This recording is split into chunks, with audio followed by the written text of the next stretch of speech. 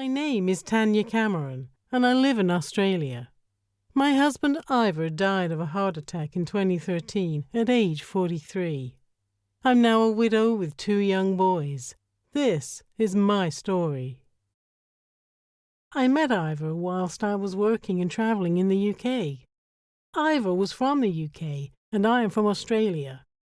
We worked in the same hotel where he was the chef and I was the head housekeeper. It was a friendship right from the start that blossomed into love. We spent a lot of time together and would go away on short trips for weekends to France and Scotland. He loved to show me all the places where he spent time as a child.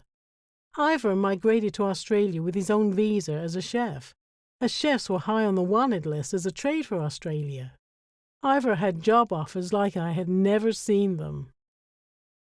We married in 2008, having a small, beautiful ceremony surrounded by family and close friends. We decided to go on holiday the year after, so we could spend more time together, back to the UK. A few weeks prior to us leaving for our trip at the end of 2009, I found out we were having a baby. Well, 2 babies, twins. We were so happy, and life was coming together for us. We had 2 beautiful boys. Ivor was the proudest dad, and I was the proudest mom.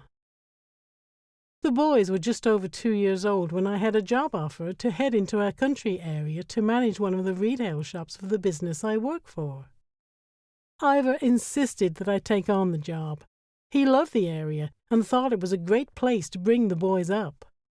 Being in the country, they are very sport-oriented, and it's a lot different to being in a city environment.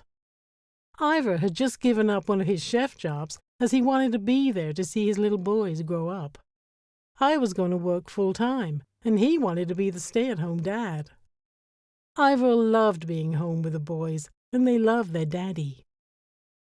In January 2013, Ivor was asked by my company to work for them a few hours a week. We could manage it, and the little extra money would help us out. But during Ivor's routine medical exam, it was discovered that his blood pressure was unusually high. It was monitored over the next few months, and he was given regular tablets to help keep it all under control. My parents loved where we lived so much that they decided to sell the family home after nearly 40 years to move closer to us.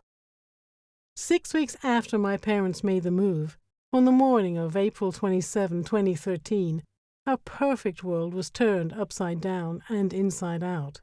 I found Ivor sleeping in his chair, though he wasn't sleeping. He had already left us. Life was never going to be the same again. I sat the boys down and told them that Daddy had gone to heaven. The angels had taken him there. He loved them so much, but the angels needed him to help cook and prepare their food. One of my boys said, "But the angels never asked us if they could take Daddy." Our lives have changed so much since. I have struggled financially and emotionally. At the time of Ivor's death, nothing much changed apart from the extra wage coming in. The boys still needed to go to daycare, and the bills never stopped. The boys are now 5, and I am now starting to seek some help for the boys. I have a great family and friend support, as well as sharing stories with friends that are in the same situation, losing their husbands and partners. I still miss Ivor every day. You can read my full story in Grief Diaries, Surviving Loss of a Spouse. For more information, visit www.griefdiaries.com.